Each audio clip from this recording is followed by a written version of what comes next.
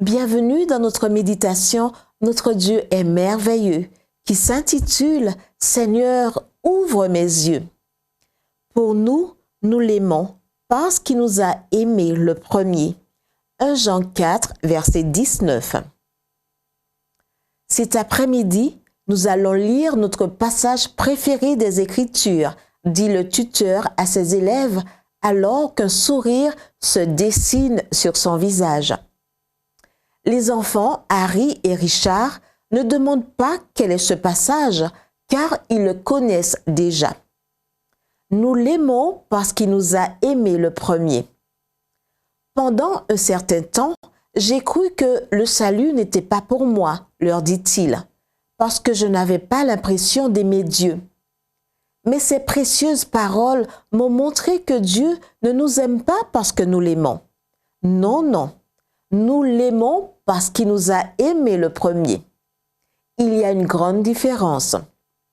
Le tuteur qui parlait ainsi était William Tyndale, l'un des grands leaders de la Réforme en Angleterre, connu surtout pour sa traduction du Nouveau Testament en anglais. Comme le raconte Frank Boréham, cet après-midi-là, après avoir lu et commenté son passage préféré, Tyndale annonce à ses deux élèves qu'il ne leur enseignera plus. Lorsqu'il lui demande pourquoi, il explique qu'il doit se rendre à Londres où il a l'intention d'accomplir une œuvre dont Dieu l'a chargé, la publication des Écritures dans la langue du peuple. Il est temps pour les gens ordinaires de lire la Bible dans leur propre langue, leur dit-il. Et il ajoute, « Si Dieu me le permet, je ferai un jour en sorte que le garçon de charrue en Angleterre en sache plus sur les Écritures que les prélats et les prêtres eux-mêmes. » Et il se rend à Londres, mais il ne rencontre que de l'opposition. Tyndale s'installe donc en Allemagne, où, en 1526, la première édition anglaise du Nouveau Testament est publiée. Le rêve du réformateur se réalise, mais à un prix très élevé.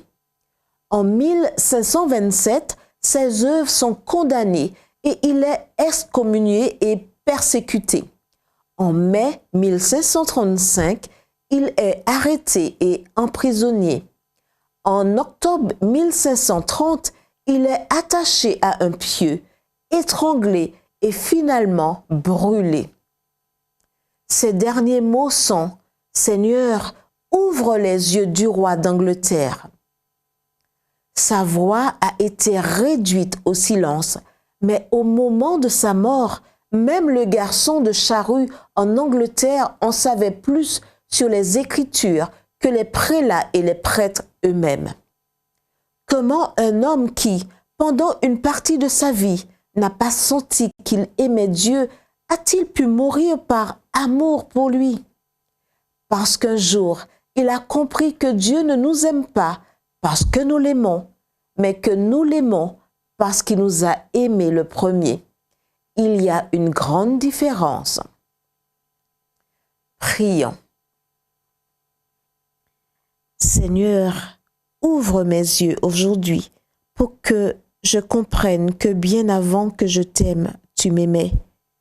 Et aide-moi à partager ton amour incomparable avec les autres. Au nom de Jésus. Amen.